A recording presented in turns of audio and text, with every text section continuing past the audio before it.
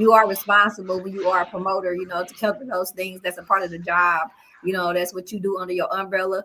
Depending on what type of insurance they had on the place, if they had any insurance, what I'm saying, it would cover it. But I'll say that's just, I mean, he did oversell or whatever, but I mean, I would say that's 50-50. You know what I'm saying, though? He did was a net. I'm with Ski on this one.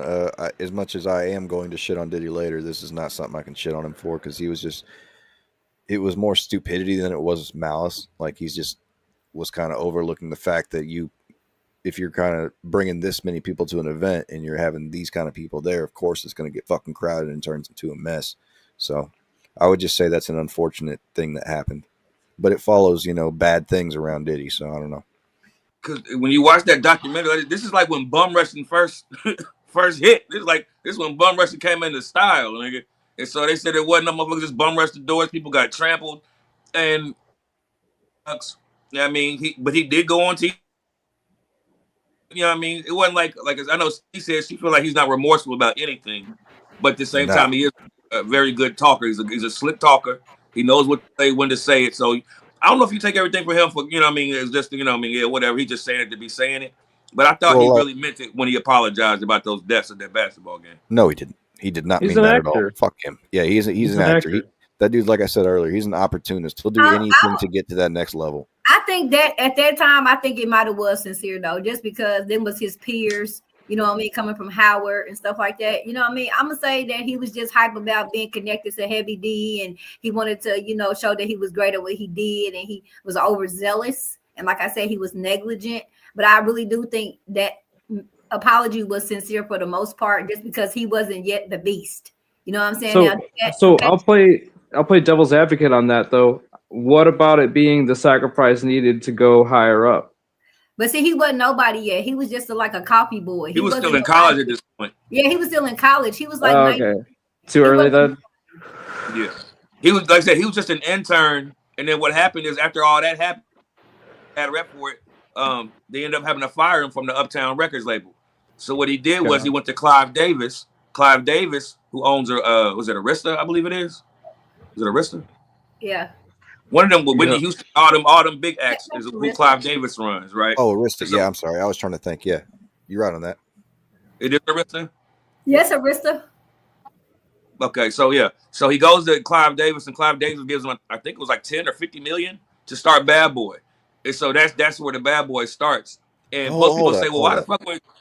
Go ahead. Yeah, that's where's there's missing information here. How do you go because from that you forgot Kurt Burrows. Well, no, I'm just wondering, like, there's a missing link here. You don't just give someone $50 million to start a record label because of that. That's where I was going to get at. A lot of people are saying, well, we all know Clive Davis is a homosexual. So a lot of people think Diddy might have busted him down to get that money. Me, what I'm going to say is this. Again, he was responsible for Jodeci. He was responsible for Mary J. Blige, along with other acts. So it's not like he's just out of the blue and got some money. He's proven himself that he knows how to. When that interview, they said that they played Biggie Smalls' "Give Me the Loot" for Clive Davis. And he said that white man's eyes was like, what the fuck? You remember, this is like 91, 92. Pussy motherfucker, bitch, nigga. Da-da-da. The white man eyes, they said the white man eyes was like, what the hell is this? But he gave him the money. Yeah, well, somebody told him this is what's going to sell. Just put the money out and you'll get it back, threefold or whatever like that. Like those record execs. That's what Diddy's saying. But you got to remember, this is when hip hop is not. This is still 91. Hip hop's only now 50 years old. So at this point, it's like 20 years old. You know what I mean? The white people have no idea what the hell this shit is. No idea. To them, it's the black parents don't even know what this shit is. Them. Turn that yibbity gabbity, rabbity rappity off. Yeah, it's a new form of art. That's why I don't think to invest in that and see, because obviously the white man didn't see the for it, but Diddy did see it, right? Well, the same thing happened early 90s, and this is a tangent, but it brings it back with Nirvana. When Nirvana came out, that style of grunge rock, that style of grunge metal, that was brand new. Nobody's ever heard about this before. And like the opposite happened. They went in and played Nevermind, which is their first album from track one to the end. And the record execs were all just like amazed at this new sound, this new energy and things like that. They didn't know what to do with it, but they saw the potential in it as a selling item. And that's kind of how grunge rock was born. So when you're saying like, you brought in this album and they just didn't know what to do with it. It's like they may have not known what was going on, but they knew it would sell. That kind of thing. I don't see how they would know unless they like. Again, a lot of times people say, "Hey, man, if I'm a record label, right, and you're going to say, hey, I got this artist named Sly Fox in Illinois, I want sign him." I'm gonna be like, "Why would I sign him? You going to show me footage of the kids jumping to his music, or you going to fly me out there to see what I don't understand?" These white people aren't doing that at this time. They're just going off of your word, right? So and he again, was connected, and you got to remember too, he wasn't just a Joe Blow. He was connected to Andre Harrell, all his connects. You know what I'm saying? And he had the Kurt dude, the Burroughs dude, who was already doing his thing too. You know what I'm saying? So he had been rubbing elbows and been under. Yeah, it's kind of like connections, like the mafia. Like all these dudes vouch for him. Coming just like from Howard, from the study hall to these people. Right, that just came out. Had nothing to do with music, and just asked for promoting parties to ask him $50 million. He was in the music business. Yeah, he had all the vouchers. Right, but again, it's still wishful thinking that you don't know this is going to work, right? But anyway, I'm glad Ski brought up Kirk Burroughs, because Kirk Burroughs is a big part of this story. Who also I've heard is they say Diddy's lover on the low. They said him and Diddy been caught. He's been caught giving Diddy fellatio under the desk or whatnot, is what the rumor is. I thought that was Leonardo DiCaprio. No, I don't know anything about Leonardo DiCaprio and Diddy. I haven't heard anything like that. Them parties, bro. Them parties. You're thinking of that shit that Mark Wahlberg said to Kevin Hart on Heart to Heart. That's what you're thinking of. Because when Mark Wahlberg was on Heart to Heart, they started talking about Diddy, and he made some offhanded comment about Kevin Hart's beard. He's like, "Yeah, I know why you dye that shit or whatever." And he's like, "Stop it! You stop it right now. We're gonna cut this out or whatever." They didn't cut it out. They left it in because that was the season before they started editing it. But it's kind of funny though when you see all these people that are connected to him, whether it be artists or actors or just anybody famous, basically sports stars, whatever. Well, the thing is like they were saying in the doc, that at this point Diddy was like the gatekeeper of the hip hop. Like Diddy was like, everybody had to see Diddy at this point. Once he lit off Biggie Smalls and Craig Mack, because remember Craig Mack came out first. Yep. Biggie came second. They had the McDonald's deal, the Big Mac and the Craig Mack and the Biggie, whatever, put it together, Big Mac. They was large. So Diddy was like they said, everywhere he go, people is trying to get him to listen to us sing, listen to us rap. Everywhere he go, he's the man to get into hip hop at this early stage. So he's the gatekeeper at this point, you know. Well, the gatekeeper as well is like I really think if you look at Harvey Weinstein and how he operated and got actresses into Hollywood, I think that Diddy is the exact same thing as Harvey Weinstein. He just did it for hip hop. Agreed. I agree. Can't disagree with you on that either. No, it's definitely very shaker. But let's get back to this Kurt Burroughs dude. Ski, what did you know about Kurt Burroughs? I would say I really didn't know much about him until the documentary came out, per se. And when I looked him up and looked who he was an A&R. Well, I guess he was like something similar to an A&R. He was in the development of a couple of like up and coming rappers or like classic people that we know. And he was like in the field already, kind of, you know what I'm saying? So he already had his connections and stuff like that or whatever. He met Diddy. And so Diddy, this dude's working so hard on the label to help build Bad Boy. Diddy gives him 25% of the label. Diddy said, "You got 25%. He put the other 75% in his mother's name because of that basketball game. He said, if anything else happens, he ain't trying to get sued no more. So he put everything in his mama's name, right? This dude, Kurt Burroughs, then comes and says that Diddy comes to his office with a baseball bat and threatens to take his 25%. And I'll give it back, though. He said he didn't put it. He said he didn't like threaten him, but he had the baseball bat in his hand and made him sign the paperwork, basically. Yep. So now we got extortion. So now we got extortion. I mean, yeah. But let me ask y'all, if because Bad Boy is a big. This is at the height of Bad Boy. This is, you know what I mean. They're a big deal at this time. They ain't like they on the ground. Would you sign that paperwork, or is that nigga going to hit you in the head with a baseball bat first? That's regardless. He's gonna have to hit me first. But then you got to go back too. We were talking about the first episode. Like, what did Diddy immediately do upon getting into Bad Boy Records? He tried to steal Ab-Soul's girlfriend. Like what? You talking about not Ab-Soul? That was at Uptown Records. That's when he was still at Uptown Records. I'll be sure. I'll be sure. My bad. Yeah. He immediately. So he's already, Everything this dude touches is bad. You can't stay Not out of to people's. Albie Shore was going to die a few months ago. They said he was in real bad shape. They thought he was going to die not too long ago. So Yeah, I saw that. He showed up in the documentary. It was surprising to me. They said he's been in really bad Shout out shape. to Albie Shore looking like a snack in the documentary from dying 4 months ago. Yeah, he was to the T, wasn't he? Mm-hmm. Yep. Yeah, no, Albie Shore was that nigga. Hey, them girls loved Albie Shore. So for Diddy to think he was going to get Kim Porter. Well, it's not just to think about it. It's the whole act of going after it. I can't applaud. Yeah, he got the vision. If he wants something, he gonna go get it. You know what I fucked up or not. You know what I didn't like about that keeping it P. I like people put Diddy like such up here, right?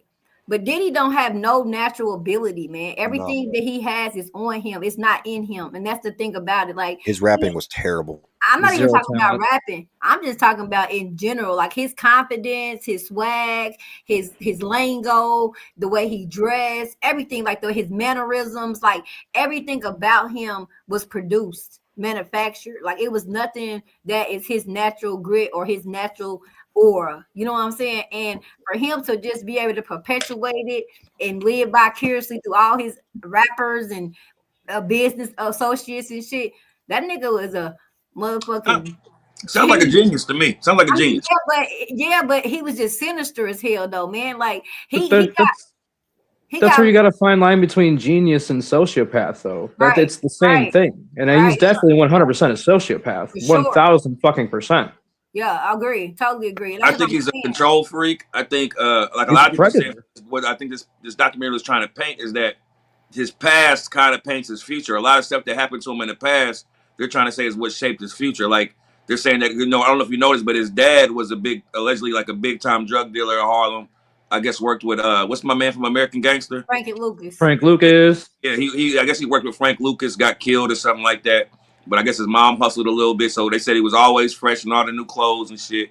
He's always been this type of guy. To make him like that, but that nigga was not that. Like you can look at his body language, look at that nigga physique, look at him and see that he's got the body language of a bitch, bro. He's got a body language of a bitch made ass, like pampered motherfucker that just he's not gonna go toe to toe with you. If you got loud with him, he's not gonna get in your fucking face. He might have the guys around him beat your ass. He's not getting in your fucking face though. Fuck that. He's not getting in your face. Hey, P, can you load up something for me real quick? Mm-hmm. Can you type in P. Diddy Halloween as the Joker? Video or picture? Video. All right. While you're bringing that up, it's funny that we bring up 50 Cent as well, because when 50 Cent had an interview at in Diddy's office, there was a ruckus or some kind of altercation going on outside in the hallway. He pulls his gun. Two of his guys pull their guns, and Diddy fucking I don't want anything to do with this. This isn't my life. My life isn't about this. And that's when they didn't do any kind of business deal with his records or anything after that point, because he saw that, these are real motherfuckers. You're not a gangster, P. Diddy. You're a fucking desk jockey. Diddy's what you call a paper gangster. Yes. Just like paper tigers. I don't know anything about paper tigers. It's the same thing you're saying. Check this out. Check this out. This is Diddy just as the Joker on Halloween, and the guy is an actor, a celebrity actor. Yeah, him. What's going on? It's InstaSnap TV with another exclusive. Oh God! Diddy got into an altercation last night on Halloween with Power series actor Michael J. Ferguson. We don't know for sure what led up to it, but allegedly Diddy was annoying Michael with the Joker acting. It appears Michael was ready, saying he was lucky. He's pussy. He's pussy. Pussy. Yeah. Yeah, but you're telling me that all of his fucking bodyguards aren't behind him right now? Right? It's easy to act tough when you have 10 motherfuckers. Even know it's Diddy. You're a clown. Actually, Diddy's a clown for even doing this. What's up, baby? What's up, baby? Yeah, see, look at all these people with the Joker mask on. He ain't by himself. This ain't thugging. Get to it, nigga. You don't like me, you motherfucking front. Get to it, bitch. Don't fucking play with me on Halloween. I'm out here with love, nigga. You want to have love? It's what up then, nigga. What's up? Fucking come over here and I'll bust your shit. Nah, hey, keep it pimping. Fucking pussy, make sure you don't never talk to me like that, nigga. I'm love, nigga. He wasn't gonna do shit. No. Yeah, he was about that life. Don't bust a grape at all. That nigga was talking cash shit. Nigga, the loudest motherfucker always the punkest, scariest motherfucker. He wasn't. And then, nigga, you had all that space. Diddy dropped his ass, nigga. Fuck him coming in your circle, nigga. Drop that nigga. It was so much space right there. Man, run up and bop his ass. Boy, shut your ass up. He sounded, you could tell in his voice. You know, nigga, you wasn't even sounding confident. He was in character. He was in character. Even when he got out of character with that nigga, you ain't gonna nigga, you sounded still like you was scared, nigga. Shut up. He was hoping security got the code word pineapples and shit ready to tap the motherfucker. No, fuck out of here. I'm with you, Steve. Did he put hands on Drake? Well, What did he do? Smack him? Drake beats women. Drake's a bitch too. Yeah, right. I think he got into it with Drake. I think he got into it with J. Cole. J. Cole smacked his ass. J. Cole soft. I heard J. Cole whooped him. He ain't hit J. Cole back at all. Nigga, that nigga smacked the shit. Show that video.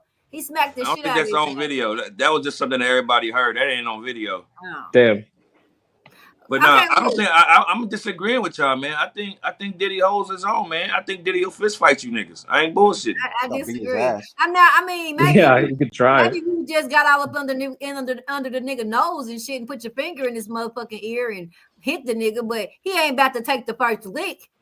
And you already, you know what I'm saying? He ain't gonna take the first blow. He might, if it's some coke, but he ain't about to motherfucking like just lay a nigga down or nothing, bro. He's not doing that. Come on, man. You know he ain't taking the first lick. Fuck up his $5,000 manicure. Just from experience, it's always the motherfuckers that are causing the most outrage and the most get their ass loudness. That either they just talk. If you stand there and don't say shit, ain't nothing gonna happen. They ain't gonna swing. They ain't gonna do nothing about it. So it's like that's what I'm glad y'all talking about. Because that reminds me of another rapper by the name of Tupac Shakur. He did a lot of talking. Yes. Tupac Shakur did a lot.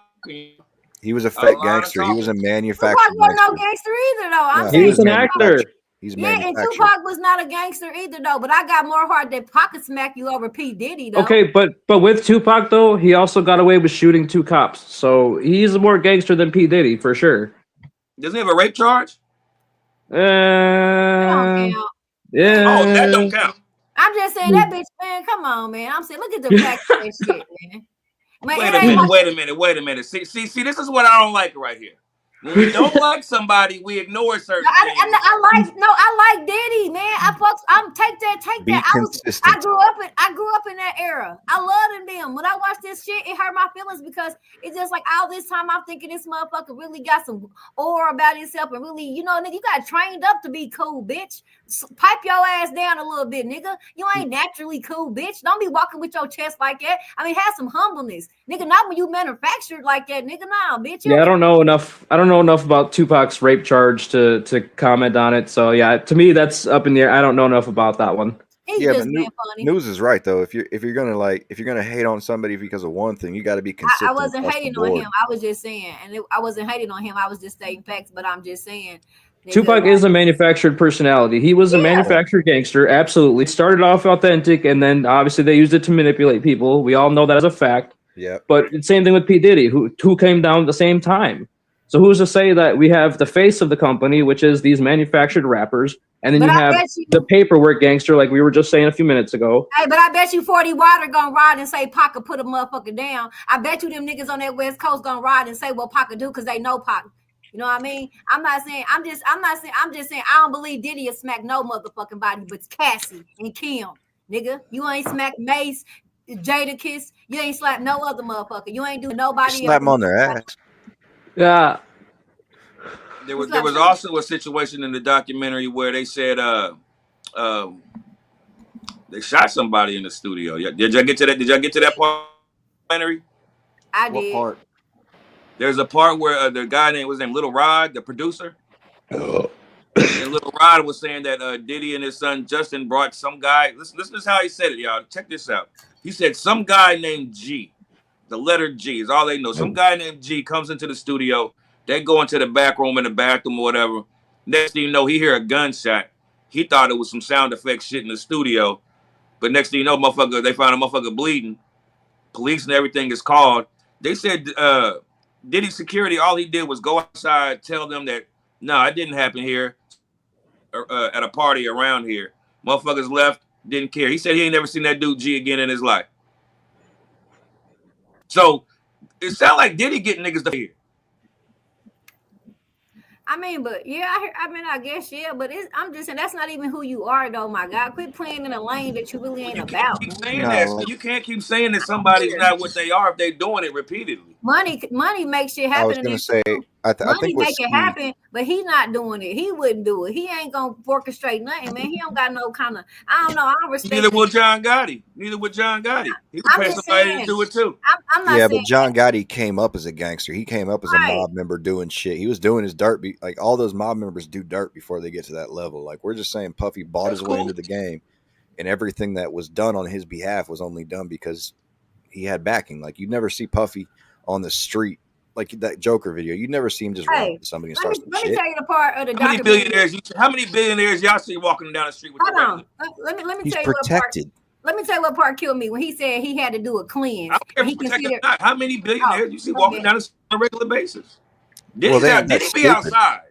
Did he be outside, y'all? He's But protected. the difference between the billionaire and a celebrity who with a face is two different things. You could be going to the coffee shop and be next to a guy that's got $1 billion. You never fucking know it because you That's don't know the true. guy.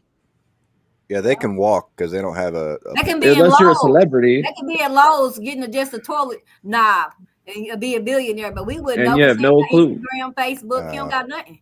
They get their In the clothes from midst of the Costco. documentary, he went to Harlem that week, Jim Jones, to take some shots. Remember that? Yeah, but that was him trying to, man, listen, he was doing photo ops and Yeah, man. he knew he's shaking hands, kissing babies. He know what he's Right. doing. He definitely know what he's doing. But what I'm saying is, did you see how the people treated him in public? Well, Yeah. what do you mean? Like, oh, he's a monster. Oh, he's a demon. Oh, He is a demon. in real life, everybody wants a picture. Everybody wants a handshake. Look. He shook somebody out in the car and said, "Hey, man, I need some." I didn't like he that say? hand sanitizer. He said he had to cleanse, and I didn't like that reference. Like, what you thought? Like hugging and kissing us, and coming down to the hood, nigga, and taking some pictures was cleansing?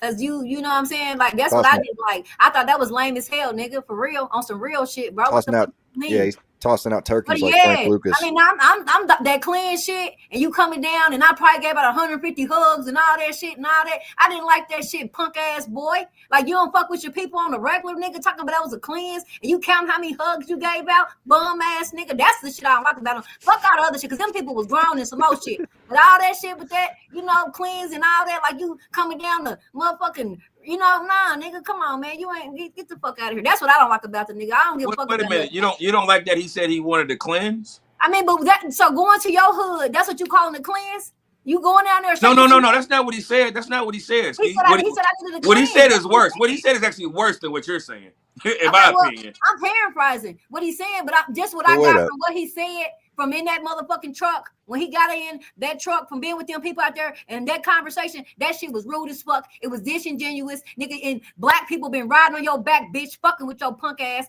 and you to say that shit, I felt it was fucking lame as fuck, nigga. And you got your black card pulled from me, nigga. Fuck you. I want some clarity on what actually was said. Like, go ahead and tell him. Can we get the direct quote? He gets in the car. He's outside. You know what I mean? He's out. I think they went to Harlem, right? Well, first he gets out of his hotel. Everybody in front of him. He should, everywhere he goes, people want to take his picture, right? So after he gets done taking shots with Jim Jones, he gets back in the car. And remember this too: whoever's filming this shit is around Diddy the whole time.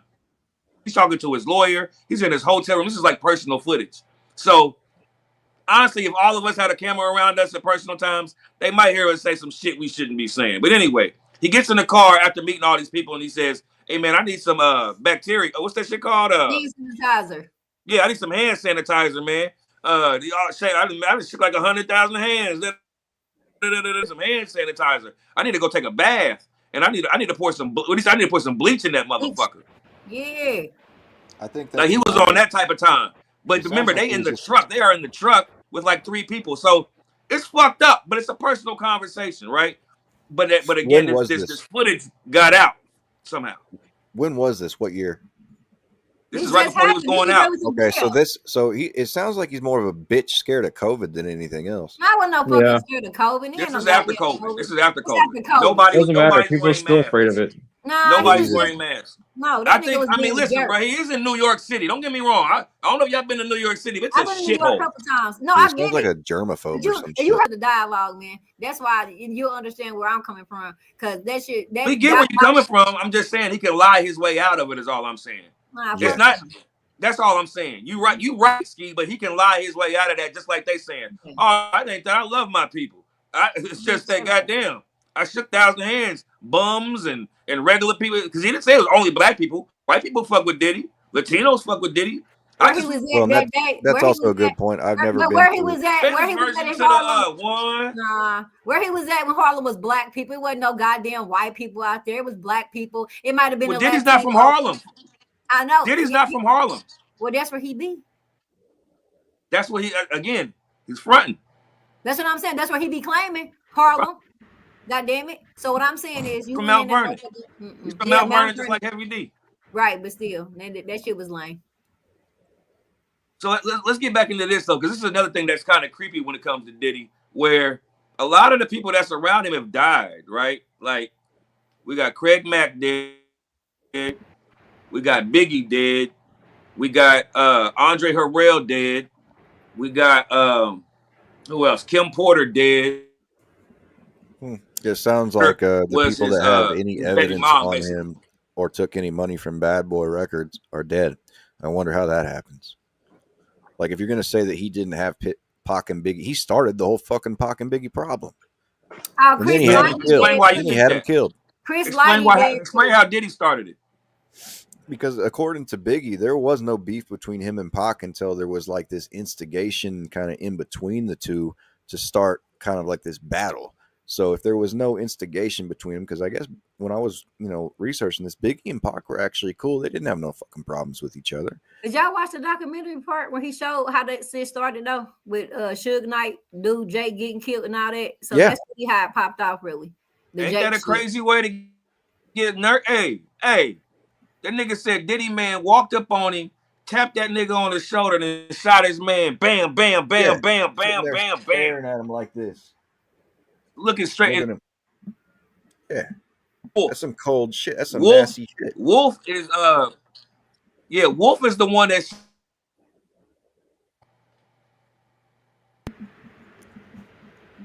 I'm sorry, I I don't didn't know hear if I any know of about that. that story. Well, Big Meech and Puff and them got into it, and Puffy bodyguard Wolf shot Meech in the ass. Oh yeah, I saw that part too. Yep. So that's what they talk about. His name is Wolf, who some people say Man, his connection's bad.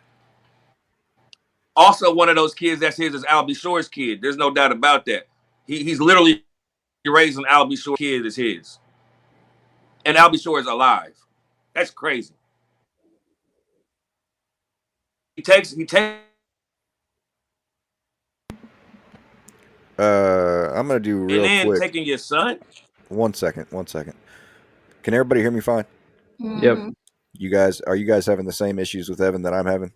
Yep. Yeah. Okay. Yeah, Ev, your connection, just real pause real quick. Your connections, we are not hearing most of what you're saying. Okay, I'm gonna drop out and come back in if that's okay. Okay. All right. So, yeah, Diddy's a horrible person while he's not here. He's the most worst person. I don't know. Like, Sly, when you get a chance, bring up the Epstein thing, the connection. Man, That nigga was recording everything at that motherfucking house around the clock with Lil Rod, man. That nigga. Yeah, and I know it's I know you can hear all this, Evan. Man, it's say anything. that whole thing.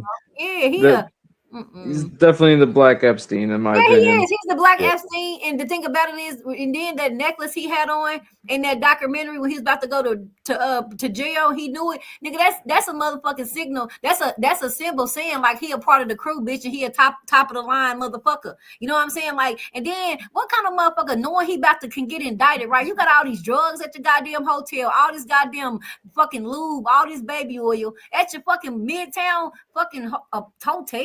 You fighting for your life, nigga. Damn, you might want to have a Quran, a Bible, a priest with you, nigga. You ever thinking about some pussy or some dick, nigga? You lame. Okay, but you also have to operate. You also have to understand that he's operating under the pretense that he's going to get away with it. I mean, yeah, that's right, but still, though, I still would want to have a better mindset, though. If I'm fighting this shit, man, I ain't gonna be thinking about no lustful shit that got you into this shit, dumbass nigga. Like you gonna go there. be all in this lustful ass spirit when you fighting for your life in this lustful shit? You He stupid can't stop bitch. though. It's I don't give a fuck. I don't care. I would have to have some holy water until they come and lock my ass up to keep me in a better place. The difference is that you're conscious. You know about your spirit. You're in the good spirit. He isn't. He can't make a decision like this because he's taken over. And that nigga's lame, crazy as hell. He motherfucking, he demonic, nigga. There's no way. That's what I'm saying. He's been. You fighting for your life, but you got all this stupid ass shit. Yeah, but he's also not the tip of the pyramid either. You know, at the same time where he's pushing the drama between East Coast and West Coast, you know, there's a video that you can find on YouTube. It's Tupac doing it's Tupac doing an interview and Snoop Dogg standing behind him, and Tupac starts talking about how it's manufactured, it's all the media that keeps pushing it. There's no actual East Coast versus West Coast shit, and you can see Snoop Dogg in the background just kind of like looking like, you know, just like kind of shaking his head a little bit, like kind of just like looking stressed because Tupac's sitting there saying stuff that he shouldn't be saying. That's just like and then lo and behold, you know, a month and a half later, he gets fucking killed. That's like Prodigy was talking about shit when he wrote that recent book before he died, and well, you know what I mean, or whatever. And he was talking about what really happened to him and the rituals and the homosexuality of the shit. And then all of a sudden he died. He choked or some shit. Prodigy choked. Yep. A-N-O-O. Yo, hold on. Before you ask me, we got somebody asking you a question, Ski. Oh, Misky Gray. Yeah, M-E-S. Spell it for. M-E-S-K-I-E-G-R-A-Y. Thank you, babe. I'm going to add you back. Yeah, that. Go ahead and talk for us. Tell us something. You better ask me something? I'm trying to ask you something. What's up? So we were talking about the kind of the spiritual aspect of Diddy and whether or not he was in, like, all the Mesky was talking about, you know, why are you trying to be in court like this and fighting for your life and you got all like 40,000 bottles of lube at a hotel and, you know, there's crazy shit going on. Like, I'm gonna tell you this. Let me start off with this. There's a guy that does a lot of interviews on Vlad TV by the name of Gene Deal, who used to be Diddy's bodyguard, right? And he tells this story once where I don't know if it was after Big died or what, but they were somewhere and they were going to go see a priest. And you know that he said that when the priest they let out the white doves or whatever, and all that shit. He said the motherfucker let out the doves, get the dove to Diddy, and the motherfucker just fell to the ground and died. He said ever since then I said I knew this motherfucker, something's fucked up with this nigga Diddy. Yeah. Well, Ski was trying to say like she'd have all these things that she'd want to be brought, like priests and things like that. And I'm like, he wouldn't think like that because he's off the bad shit. Like he doesn't have that help anymore. What do you mean? Hold on, say that again. Well, Ski was talking about. Let me make sure I got Ski. Say what you said. What I was saying was, I said what bothers me the most, besides that conversation about the bleach and hand sanitizer, is like his mindset. Me, as if I was a prosecutor or anybody looking at when they arrested him, and then we came to look at his hotel and clear it out and shit. You had all those drugs in that Frank Black name. You had the lube. You had the shit. Nigga, you fighting for your life, man. Even if you thinking you getting off, why would you want to move in that spirit? You know what I'm saying? Knowing that you can get picked up any day, though. You know what I'm saying? So instead are you talking about a lubricant spirit? I'm talking about a lubricated spirit. I'm talking about the drugs. I'm talking about the drugs, the motherfucking ketamine and the fucking MDMA and the motherfucking other drugs that was in that motherfucking Frank Black bottle and motherfucking just period, nigga. You fighting for your life, even if you think you're gonna win or not, nigga. Like, why would you want to have your mind altered so fucking bad that you ain't even in the right state to talk to lawyers, to be in your right mind? For that exact fucking reason, because if you're that out of your mind, and if you can prove that this is your lifestyle, which they tried to prove in court that this is his lifestyle, this is the symptoms of his fame, and they tried to paint it like that he's not in his right mind making these decisions because he's on drugs, because he's so fucked up all the time, because he's drinking and partying. They tried to use that as an excuse. Well, I'm glad it did. I mean, it worked. Which is why you would leave your hotel room like that when you know you're gonna get picked up. Only a fucking idiot would somebody clearly not in the right mind would be living like this when they know they're about to be indicted. For exactly what you're pointing out is exactly what the point would have been. Hey, Sly, when the documentary opened up, the nigga opens up his hotel window. There's like 6 or 7 feds across from the building, across from him, just sitting there like this. This is like 5 days before he goes to jail. So he knows that's like whatever this footage is, it's almost like he was shooting his own documentary and then went to jail, and whoever was recording it sold this shit to 50 Cent. Yep. Because again, Probably. some of this footage we weren't supposed to see that shit with him in the trunk. Nope. See that? It's not. But Well, because you also got to figure like how much of Diddy's persona is just manufactured. How much of the image that we know of Diddy, when you think about it, you think fancy clothes, sunglasses, jewelry. Coolest You think nigga in the world. You think that, right? Exactly. But then in the reality, that's all manufactured. It's like Ski was saying earlier. It's none of it is fucking real. When you get down to it, this guy is just a psychotic fucking rich guy who's running a blackmail operation. I got a question, right? So what do y'all think about the men who was around when the Cassies was getting hit and beat up and Kim punched and shit? What you met the men who didn't step up and do nothing? What y'all think about that? Gay. Straight hoes. Dudes that didn't want to. Well, also guys that didn't. You wouldn't they say didn't want nothing, to get clipped. So if your daughter was that girl on that side getting popped upside her motherfucking head, you wouldn't want no man to at least stop it. At least, of course, if it was my daughter, I would. But we're talking about me and my. Because she's somebody's daughter. Cassie's somebody's daughter. Kim somebody's daughter. I don't know them. I would have to know her. I would have to know her to care. But you seeing her every day, nigga, talking to her, fucking with the kids, dropping her at the nail place, Louis Vuitton and shit, nigga. You fuck that. I'll go to war with random people. I'm just saying, you do know her, nigga. You see her with the kids, nigga. You give her the ice pack with the fucking puppy eye, bitch. Talking to her sweet in the kitchen, nigga. You don't think you know her, motherfucker? What you mean? But I'll tell you this, just like I know my sister.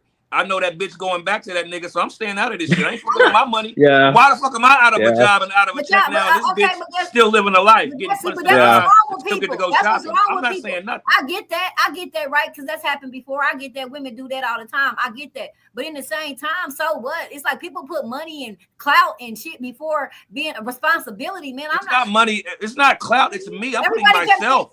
Everybody above her. I don't know her. Saying, I didn't want to tell on Diddy. I didn't want to be able to go to the parties. I didn't want to tell on Diddy. I didn't want to say nothing. All them niggas, like y'all men though. But guess what? Somebody say something to some bitch, y'all be like y'all be the fucking best brother, cousin, friend, man on the internet. Nigga, these motherfuckers over getting knocked behind the refrigerator and shit. And you motherfuckers coming out giving the girl the goddamn cold turkey to put on her fucking mouth. Who was the nigga that said? Who was it? Was it Neo that said they was at dinner? And that nigga Diddy punched her in the stomach. Was it Neo? It was somebody said they was out eating somewhere. Or Usher, or somebody said that nigga Diddy punched her in the stomach and shit. And don't nobody say nothing. Y'all just sit there and just say, "Oh, okay." That's that gangster aspect. I mean, y'all even get up and leave. Okay, fuck saying something, Evan. Okay, fuck it. You don't want to tell you motherfuckers that sit there through the rest of the dinner. The bitch can't even drink no water. Y'all just sitting there. Y'all don't just say, all right, man, I'm check, please, or whatever. You know what I'm saying? Y'all got to stay. Because to me, as an attorney, as a judge, as a prosecutor, that's an accomplice, bitch. Didn't nobody do nothing? I'm locking all you motherfuckers up. I'm coming for every last one of you bitches. So y'all didn't leave? Y'all accomplices. The way I see it, if I was going to be telling on that, I might as well drive around the city and tell on every prostitute I see walking down the street. I'm not doing that. I said, even if you don't fucking tell, you sit there at the table, you sit there in the house, you go back in there with them and drink and party while this girl lip busted or eye gassed or something. You can sit there like that. I mean, damn, motherfucker, you don't even leave. You still sit there. I don't know. That's a good ass question. I mean, I'm talking to you right now because I've never been in that situation, but more than likely, I ain't saying shit. I'm gonna do this. Ooh. I don't know. I've been in this situation and I have beat wholesale ass over a woman I just met. You know what I'm saying? Put his hands on her. He broke her fucking wrist trying to fucking get her in the car and shit. We tuned that motherfucker up, bro. I'm just basically saying there's a weaker person that's being abused. So after y'all tune him up and she come back over there Saturday, I mean, where are we at now? Well, she left him for me, and then she had my son. So there's how that went. When I get into that situation, if that winning happens, after I see that happens again, that's on her. I saved her. I'm done saving somebody that don't want to be saved. You know how it works. And I'm not saying go to the situation. I'm saying for the men that's there. You know what I'm saying? I'm just saying like I'm not saying like beat the door down. I mean shit. I'll humor it though. We'll settle it with this. Spider-Man rules. Everybody gets one. You get one. You go back. You get your ass beat. That's on fucking you. That's how I see it. You get one. You get one rescue. I get you. Yeah. Because so let me ask you this. Let me ask about. Let's say again you've heard but you haven't seen it. And then you finally see it. Does that matter? Because to me, I've already heard that you're getting your ass beat and you're still here. Then when I see it, and you're not going nowhere. So you're just viewing it as like an abusive relationship. I'm looking at it as an abusive relationship. Okay, Yeah. so She you hits, as a man, I guarantee you this, Ski. She's hitting him too. I guarantee you that. You as a man though, right? That's like me. I'm not hanging with bitches that set niggas up. Once I see a bitch set a nigga up and she put the play down, I'm not fucking with that bitch no more. I don't give a fuck. I ain't gonna dog the bitch and talk bad on the bitch name, but I'm not associating with that hoe no more because that means I'm down with what she down with. Because everybody know what you doing, how you rocking. So all I'm saying is like you don't got no integrity, no morals, no nothing to say. You know what? That's not the type of shit that I agree with. I'm with. So let me remove myself and handle something a different way. Like motherfuckers just sat there at the tables, stayed around and shit. Like, but want to act like they got a moral compass or they a motherfucker gratitude. No. So what? I mean, what does that say? No, I'm with you. I'm with you. But at the same time, I'm just being all the way honest. I get it. Depending on how much I get paid. You know what I mean? If I'm getting paid $50,000, all right, yeah, we might have to whoop Diddy ass. But if I'm getting a $200,000, $150,000 a year for whatever I gotta do for this nigga, nah, I'm turning my head on that shit. But see, that leads into his charges though. When they hit him with a RICO, why aren't we hearing about his accomplices? Why aren't we hearing about the people that are taking the bodies out, dealing with the problem, taking out the hookers, buying the hookers, acquiring the talent? Because why aren't we hearing about the one those that's buying the hookers. No, yeah, I'm gonna tell you what else just happened. I'm gonna tell you what else just hit the news today. They said that the male prostitute has been trying to he tried the lawsuit. He didn't try. He's been trying to serve Cassie for a lawsuit, but they said Cassie can't be fined. They said she went AWOL. For STD, so giving him STD. Yeah, but you can't sue people if you're a hooker for that. That's like Diddy was like, no. That's like an occupational hazard if you're a hooker. You can't really sue people for getting an STD. Yeah, that's on you for not wearing. No, what he's going to do is he's saying, "Oh, I'm traumatized. I can't date anymore." He's going to come up with some bullshit to try to get paid. Because again, this bitch got 20 million, bro. Yeah, they can for what? 20 million for what? They can try, but good luck proving it. Yeah, good luck proving it. It won't make it past the first. Got paid? Yeah, they wouldn't even entertain this trial if it didn't have Cassie's name. If this was just some prostitute and some bitch we didn't know, this wouldn't even be. We don't know Cassie. That bitch ain't hot like that. People know because she's connected to Diddy, so that automatically makes her someone that people want to pay attention to right now. Yeah, but at the same time, though, sex workers in general, I feel like if you're a sex worker, you are agreeing to all the bad things that come with that, whether it be getting abused, getting a fucking STD. You know what the fucking negative is. Sure, the positive is you make good fucking money. Sure. But the negatives are with that still. You have to realize that when you start doing it. So I don't really feel bad for them when that kind of shit happens. Or if they go to fly out to Dubai to get shit on. I don't feel bad for them. Make your money and come back with shame. I don't care. So do you think of course there's the law, but because this is why I see it, man. I see a 50-year-old man dating a 20-year-old girl, right? And this 20-year-old girl knows what she's doing. She's not a dummy. Right? She knows she's a predator. Huh? She's a predator. She has her prey. This 50-year-old man who she knows is old and lonely and probably not a good-looking dude, but he's got money.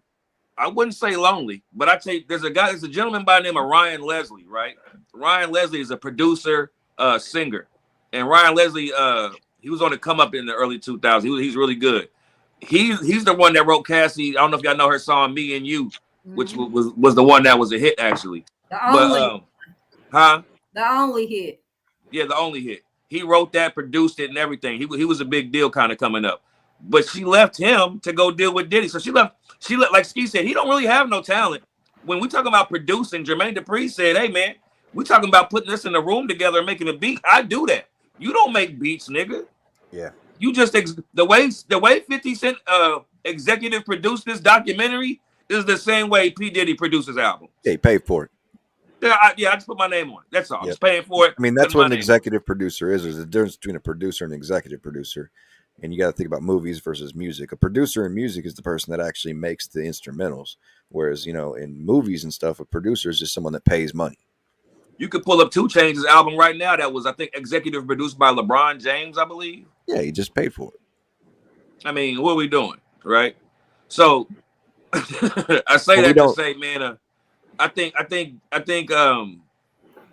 I think shit. What was I about to go with it? I think he's a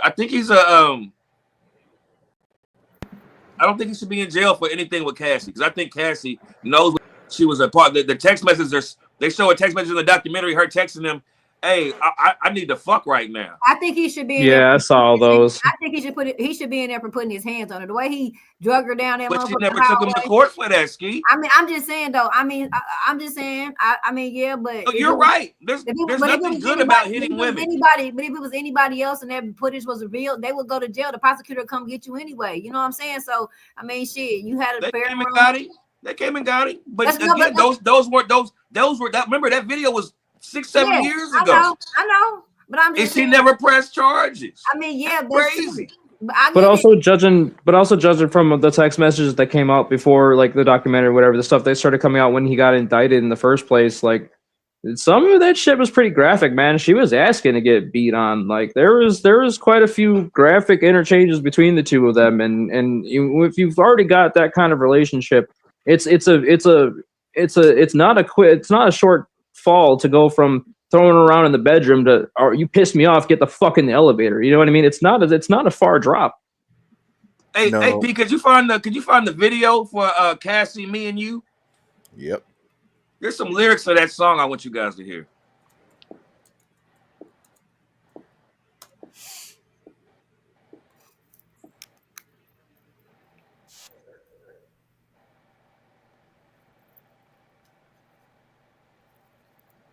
There's some very important lyrics. Baby, tell me how you like it. Fast forward a little bit, about 40 seconds. 40 seconds. Yeah, this is like the only song she ever made. That's all I said. I'll be saying she had. I know that I shouldn't have had you waiting at all. I've been so busy, but I've been thinking about what I want to do with you. I know the Listen. They've been talking about the way I do what I do. Listen. Heard I was good. They wanna see if it's true. Stop it right there. Yeah. Stop it right there.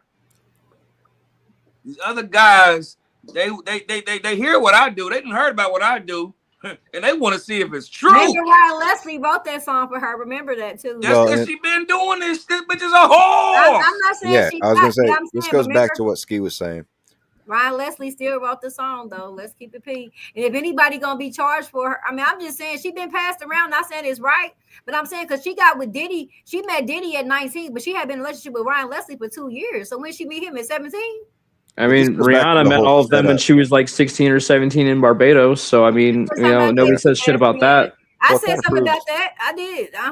Jay-Z. Aaliyah. Look like. Are we going to talk about how are we going to talk about how he helped facilitate the illegal marriage from R. Kelly to Aaliyah when she was like 16? True. Yep. Who? What do you mean who? Puffy. He was there. He was part of the whole deal. Oh, I didn't know that. Yeah. Oh yeah. This goes back to what Ski was saying. It makes it look, and I don't think it is. It looks like Cassie's been trying to set up a lawsuit for a long time doing all this shit. Yep. So I mean, and then she married his trainer. Don't forget she married his trainer afterwards. And that's what I would be with news. It's like no harm, no. Both flags on both sides. Repeat. I'm sorry, Pete. Go ahead. I'm my bad. No, it's like flags on both sides. Repeat first down. You get these offsetting penalties from both sides, and it's like, well, how are you supposed to judge one over the other in court if they're both guilty of the same fucking thing? Hey, but that juror dude, the Indian one, he made a good ass point though. You know what I'm saying? The Indian juror on the dock, he said, he said that they sold video of her, the day after he drug her, fought her. He was like, they was out the country at a gala or something. You know what I'm saying? Then they showed some more text messages, and then he was like, he was like, that was a back and forth. You know what I mean? He was just like, I didn't see it as like a random act of just domestic violence, like him beating her. You know what I'm saying? He was like, because they was going back and forth, like it was a relationship, and that was a part of it. And I sat there for a minute, then I had to replay it again, and I was like, that's real shit though. I mean, you can't really, you know what I'm saying? I mean, because I'm a mother. I have a 26-year-old daughter, man. I'm a woman. You know what I'm saying? And I mean, I told y'all before, I knocked the motherfucking head loose. So I'm with the shits. I have been before, But it's just like he made a good point because I was asking him about why he, you know, voted no and to the charges less or higher charges and blah blah blah. And he made a good point about it though, because he was confused, is what he said. Yeah, he was confused because he's like, he just drug you down the hallway and now you at a damn gala the next day. Like nothing happened. Then the next day y'all went out the country. He kind of locked her whole shit after the whole, fight in that hallway or whatever. And I mean, it didn't look really good. And then women was bashing other women online for like saying shit, about it. I'm like, oh, you guys are victim shaming and woo, woo, woo. But I mean, keep it P. I mean, I'm a woman showing, but she wasn't no victim to me, man. She was really, she was a motherfucking code. Yeah, she was a player in the game. Yeah, because she was giving you big money. You know what I'm saying? And you was cool. This nigga done paid all your bills for 20 years. But I just let you fucking suck any dick you want. Except certain ones. You pick the penis, bitch. Any penis you want, you can have it. And then we going shopping and going to Nobu afterwards. That sounds like the life, my nigga. I'm pretty sure that's exactly what he said. Yeah. Imagine your wife telling you, hey, man, listen, not only am I going to spoil you and pay all your bills, you can pick any pussy you want, and I'm going to watch. It's not as appealing. No, but he is a cuck. He's definitely a cuck. He's 1,000% a fucking cuck, bro. Yeah. That's another conversation we're going to have a cuck. We'll have a conversation about cuckolding one day. If we can find some cucks, that shit needs to be studied, bro. It don't make no damn sense at all. No, listen. Maybe it's like watching live porn. This, me and Red, is Red still on mute?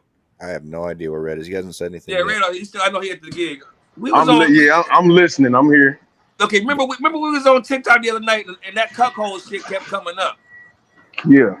That shit is like a big deal now, dog. I don't know what it is, but the thing about it is that a male's ego usually doesn't allow that to happen. No male really wants to see that girl getting smashed by another. We don't even want to hear about it. Better actually sit here.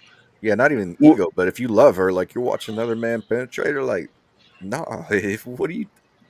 Well, it's a fine line between it's a fine line between cucks and swingers. The same thing. They'll go and fuck whoever, and then come back, and then they do each other even harder because you want to be better than the other person. Yeah, that's a weird relationship style. It's a weird thing. It's I know a couple swingers that were like, it's. You think they're wired? It's odd, bro. It's odd, bro. Wired differently, or do you think they really don't love their mate? I think they love the people that I know that were swingers. They're still married to this day, very happy marriage. They got kids and shit, but it's more of just a sex thing. Like that's all it is. It's not that they don't love each other. It's not an emotional thing. It's literally just a sex thing. And like, as I've asked them, like, how the fuck do you do that? Like, I could never do that. Fuck that. Fuck all of that. Robin says, I've been in an abusive relationship before and not getting any help from the authorities. I couldn't imagine being with Diddy and not getting any help. That she got a point there. Yeah, you're right, Robin. Yeah, but you also got how much money that you can run with. You can just disappear. That's what I wanted to bring up is that video. If you want to look for it, you can, P. But in that video, when he yanks that bitch by the hair, because remember, they said he was asleep. He was asleep. She was obviously sneaking out because you see she didn't put her shoes on until she got by the elevator, so she tiptoed out that motherfucker. And that nigga came out there with that towel on, dragged her by the hair, pulled her down. But when you pay attention to the video, I feel like he was more worried about the bag and what was in that bag more than her. Because after he got the bag, he went on about his business. Yeah. And left that bitch in the hallway. That bitch just kept laying there like, you know how bitches play dead or possum or whatever. Like, he didn't really hit her. Keep it 1,000. He kicked her. He had no shoes on. He kicked her still. It don't matter. Yeah, it's still assault. Imagine somebody kicked those little thin ass twins of his.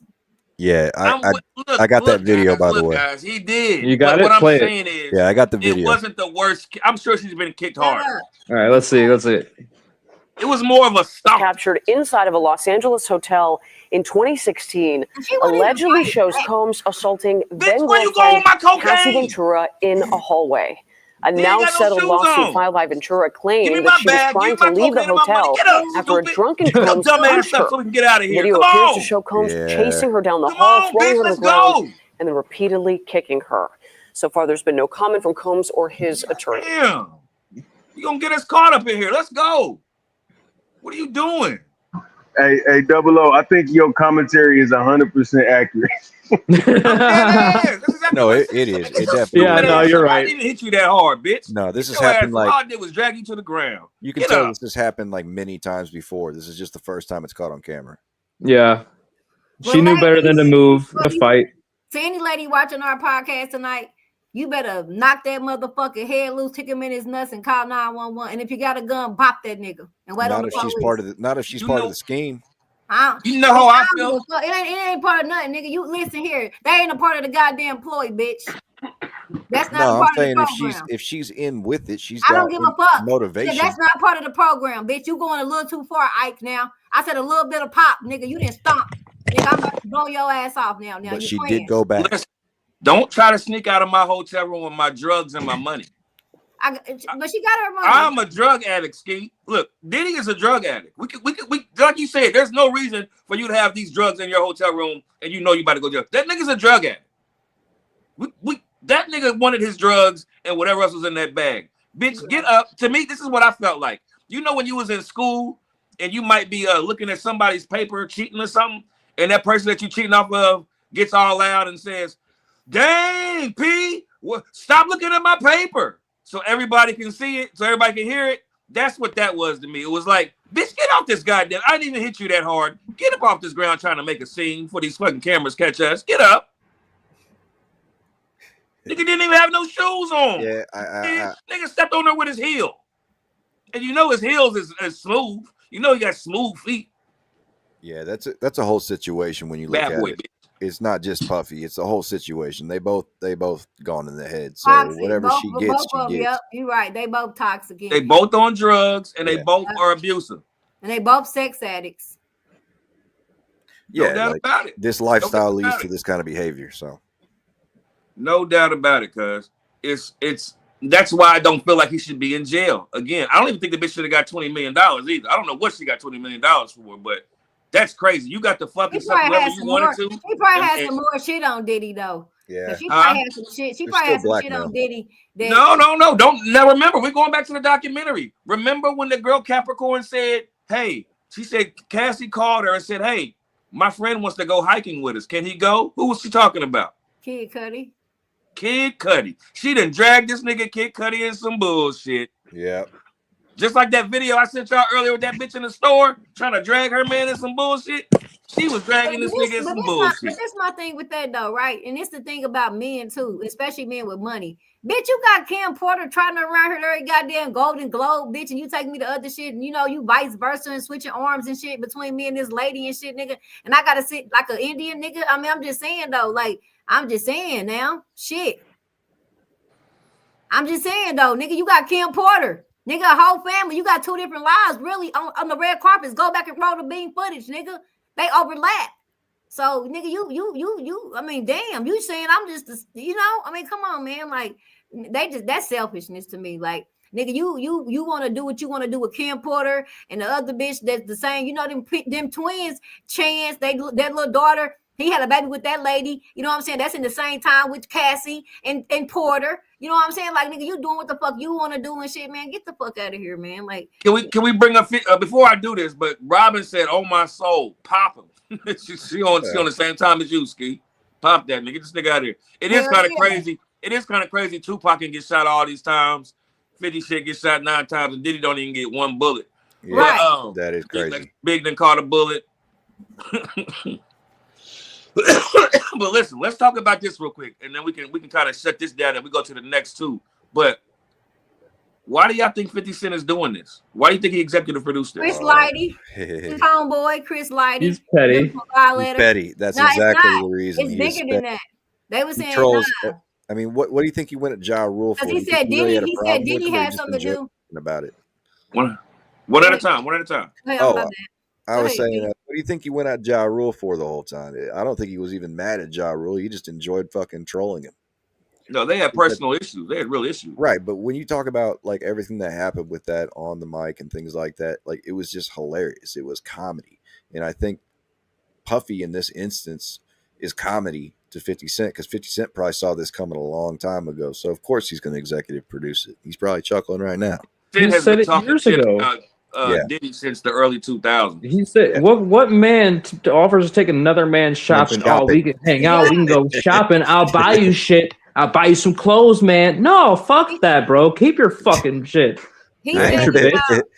I mean, he's rumored to give Justin Bieber a Ferrari. So, I mean, there's... But after he was hanging out with Justin Bieber, he was a fucking minor. His mom let him hang out with them. And notice how fucked up he got? Dude, he fucked Bieber, bro. He absolutely fucked that kid. Usher's kind of the one that discovered Justin Bieber, and Usher was cool with Diddy. So he basically told Biebs, like, this is the guy that you have to go to if you want to make it to your next step in the industry. If you can find a video if you find a video when he's hanging out with him and he's like, he's mine for 24 hours. Diddy's creepy as fuck, and he's got his arms around him and shit. Fucking creep. I'm glad you brought that up, because when that video surfaced, I was old enough to remember when that show came out.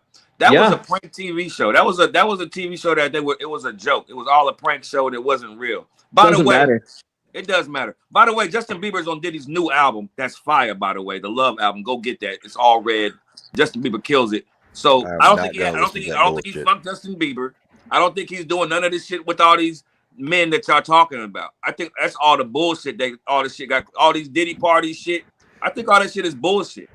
I think the real is he fucks with prostitutes. He hires prostitutes. And fuck, I don't think he's fucking senators. I don't think he's fucking. When we talked about the cut code, whatever the fucking shit, and all that shit, right? And I'm keeping it real with you, right? I feel like any man that can look at another nigga dick is gay, bro. If you just watching it in real time, nigga, you gay, bro. No. There's no way you want to see another nigga penis. Nigga, period. I don't give a fuck. My wife, I like it when she. Why so much baby oil unless you're fucking buttholes? Right. You know what you I'm don't saying? need that shit. Because you can do something to a woman to make her butt. Yeah, if you're knocking down bitches, bro, you don't need that much baby oil. You saying Diddy has all that baby oil because he's fucking men in the ass? Yeah, because he's a woman. Listen, when you turn us on with real foreplay and shit, that gets wet. That's why a motherfucker can say like, "Oh damn, wrong hole," because it does get moist. It gets wet, nigga. So you don't really need that. And really, if you, go ahead. No, I'm with you. You know what I'm saying? And it's like you making me hard, so chill out. My bad. And he's never heard this talk before. My bad. And then his mannerisms as a man, it's always been borderline metrosexual. You know what I'm saying? Super feminine. The way he hold his mouth, his hands, his body language. You know what I'm saying? It's always been that tambourine player. And I'm not even talking about the dancing because I'm a dancer, so I'm not talking about that. I'm talking about. I disagree, man. I think Diddy the coolest nigga ever. I'm saying when you catch it, ain't nothing wrong with being gay. If he's gay, all I'm saying is that Diddy has never gave like masculine heterosexual men. Sorry, he's never. Yeah, say that shit with a straight face. No, Sly Fox is funny, man. He's gay as hell, dude. I'm sorry. That's the energy. You can sit there and we can talk about how the clothes, the style, the way he talks, whatever. No, dude, he's gay as fuck, bro. The Dave Chappelle even the clothes and the style. I mean, it's kind of gay. Jadakiss got on his ass that day. Jadakiss got on his ass that day. They was on that they was on some little podcast and shit. He was talking to him, kind of slick. Jadakiss was like, "Hold up," you know what I mean? Like, hey. Like, don't talk to me like that. You feel me? And it was him and Fabulous and somebody else. You can YouTube it. But he checked them like, hey, you know what I'm saying? That tone, that whole little. I got a video. I do have a video of Diddy. Robin agreed with y'all. She think he fucked Bieber too. Yeah. I have a video real quick I want to show of Diddy. Robin, please go listen to the album. Type in Diddy. I like the album. Bieber. But he need to pay Lil Rod his money though. Pay Lil Rod his money, Diddy. All right, I'm gonna share this video real quick. You can be bad boy artists here, but if you want to do it, first y'all gotta walk to Queens and get me a sugar cookie. It's the best milk. And they said he was fucking Sarah too from the band. There, they said he's fucking her. She was married. Bad boy. I'm sorry. I mean, Dave Chappelle thought the same. Chappelle had it right, dude. Yeah. Chappelle had it right. And the Boondocks. All of it. And the Boondocks. And the Boondocks. And I said that when we talked about rappers a few weeks back. I said that when they had the Thug and Love thing. All of that's for real, dude. All of that's for real. Yeah, but they're not talking about Diddy. It doesn't matter. Look, they say talking about Pac. Busta Rhymes, not Diddy. Nah, man, they be saying Pac got All of them. Pac got fucked. Diddy been fucking too. I mean, if you watch that interview from Pac before he was like Pac, that dude was really sweet. The way He went to Juilliard. Zesty. He was an artist. So you're saying Tupac's gay? You're I saying Puff Daddy's gay? I'm saying that. I don't know. Give me your gay. Give me all your gay rappers, Sly Fox. Give them all to me real quick, Paul. All right, we got Tupac. He's maybe he was, maybe he wasn't. He was kind of feminine, whatever. Diddy's definitely gay as hell. Meek Mill. Let's see. Young Thug, Lil B. Yeah, I mean, I don't really know their fucking names. I just know like They're who obvious. I've seen They're not with them, trying to whatever. hide But like, nothing. to me, the more bullshit tattoos and the more colorful they are, you definitely took it in the butt. I'm sorry. Was Prince gay? Yes. No, bro. That dude slayed. What are you talking Michael about? Jackson was too. Well, I don't give a fuck about Michael Jackson. I do. He liked children.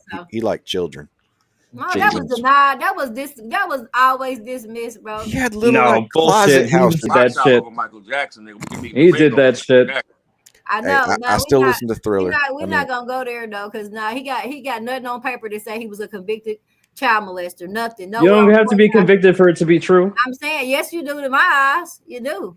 Tupac was convicted of rape, and you was like, "Well, no, I did not. Well, I didn't know that though. I didn't know that. If I had known that, I'd have a different opinion. I can say that for a fact. I would have a different opinion. Now he would have to register online. Yes.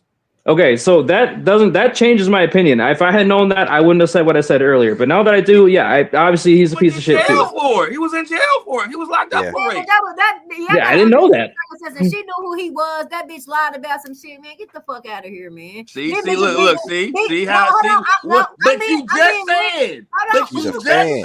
She's a fan of Tupac. I'm a practical person. All I'm saying is, bitches been doing this switching bait shit since the beginning of time. I ain't gonna say it just started. These hoes been doing this shit, the Cassie shit, the playing along. Nigga, listen to me. When I was outside back before the internet, right? I'm 44, right? I knew what was going on when I was going places, okay? So when I was outside and I was going to Black Beach and Biker Week and BT and all that shit and going to all these events, I knew what was going on. I'm not going to sit there and like, oh, this is Sunday school and they're trying to be my boyfriend tonight and they want to marry me tonight. And, none of that. I know them niggas wanted to fuck tonight if I was going back with one. And I was be smashed. Like, that's what you knew. Like, I'm not gonna don't sit here, ladies, and act like, oh, I was trying to be his wife tonight. No, the fuck you wasn't. You didn't have no panties on. It was before the internet. You know what I'm saying? Let's keep it P, man. We knew what was going on. We went to them type of parties back in the day. We got the VIP band just so we could slide through and bump elbows with the niggas. You know what I'm saying? So let's not act like that. Now, I'm not saying to take advantage of a woman, but I want women to admit that we knew being around those type of environments back in the day. But you're expecting them to take accountability, which is a hard thing to do. And most men have a problem with it. The story is that the girl was damn near sucking his dick on the dance floor at the club. He takes her back to the room. Oh, shit. There's a video. There's a picture of like Odell Beckham getting his sucked by a little white boy that was supposed to. That little white boy is Justin Bieber. I know. That's what I'm telling you. How are you going to What that got to do with Diddy? Because he was under Diddy's control at that time. He was grooming his ass to be literally. And we're back to what I said about Diddy being gay and Justin Bieber being. I feel bad for the kid. I really do. They sacrificed his. They sacrificed his innocence. That nigga can make a song, but that nigga mental been fucked up. You don't see him all across. He completely crashed out. Yeah, with his wife and shit and that baby. That nigga don't be about a pool. Why y'all keep saying he crashed out? What did he do to crash out? Justin Bieber crashed out. What did I miss about Bieber? No, I didn't say that. You didn't see it slowly over time? Him start shaving. No, I felt like the worst Bieber was when he was hanging out with Lil Wayne and them. When he was hanging with Young Money, that's when he was getting in trouble. I ain't say trouble. I just saw the nigga grow up and not get a haircut. Is all I see. I don't know why y'all keep saying that this nigga fucked him. I said mental. I didn't say nothing about nothing. I'm talking about what he be tweeting and shit and shit. He be tweeting and shit like this is a little emotional roller coaster. This is my thing when we go there, because what we about to do is we about to go to the foxhole for a few minutes. We about to go to the foxhole for a few minutes. When it goes to all this gay shit and the cults and all, who can keep a secret that long, yo? If I'm Usher, I'm telling my nigga. If I'm Bieber, I'm telling somebody this nigga fucked me. Yeah. They ain't telling. They want that fame. They want the fame. They not telling. It's Man, not even. I already got the fame. And it's also this nigga had sex with me. I'm not. No, I'm not. Well, and you're being but dominated. You're in a position of domination right now too. So he's controlling what you do mentally. It's not like you're. Go ahead. He was fucking you when he was making the album. Yeah, I'll entertain it. I'll entertain it. So basically, if I'll put myself in this position. Okay, I'm been doing music my whole life. I finally get to a point where I'm meeting these people who have idolized whatever. We get to a point where we have a relationship. We start to have a business relationship. We hang out more. I'm going to parties, whatever. They like my talent. And now here we are, and everybody's drunk and it's late as fuck, and everybody's got their dicks out. Am I going to partake in that with the people that I idolize and take my own dick out, or am I gonna back out and not go with my dream? Most people are going to take that opportunity. Now that you got your dick out with the guys, now they know you're one of them, and it's going to escalate the same way the whole Epstein thing escalated. It wasn't just teenage sex parties every time. They had to do massages first, and it was varying levels, and they figured out how cool you are, whatever. I think it was the same fucking thing. So if they can produce you into this amount of fame and give you the tools to succeed, because half of these people got no fucking talent. Half these people can't sing. They can't write for shit because it's all written for them. They're just a voice. That's all it is. They're held the fuck up. There's people that you know in your personal life that could probably sing better than half of these fucking clowns, for one. So if they put you on this pedestal, you are now world famous. 10, 15 years down the line, 20 years if you're Usher, are you going to throw it all away? No, you're not. You're so used to living in this lap of luxury. They've got you by the balls because you've lived this way for the last 20 fucking years. You're not going to do that. And not to mention the fact that they've probably got NDAs. So you'll probably lose everything if you say anything. They'll probably release videos or whatever evidence they have of your misconduct. This is all a blackmail ring. But you don't think there's one person with the courage? Not one? Well, they die. Those people die. Every time that happens, look at what happened to that one rapper that was producing the sex trafficking thing. He was at Compton. He was a Crip. The fuck was his fucking name? Nipsey. It was a drive-by. Nipsey, yeah. Look what happened to Nipsey Hussle. He started to talk about it and how sex trafficking and how the game works in Hollywood and all that. And look what happened to him. He got lit the fuck up. Well, Sly, by a gang member, by another nigger. You're doesn't not matter. Up or not though. Sly, you what think you were the government saying, reached out to him or some shit? No. Sly, what you were saying is you just basically, if I were to like steel man this, you have no faith in humanity to act upon moral values anymore.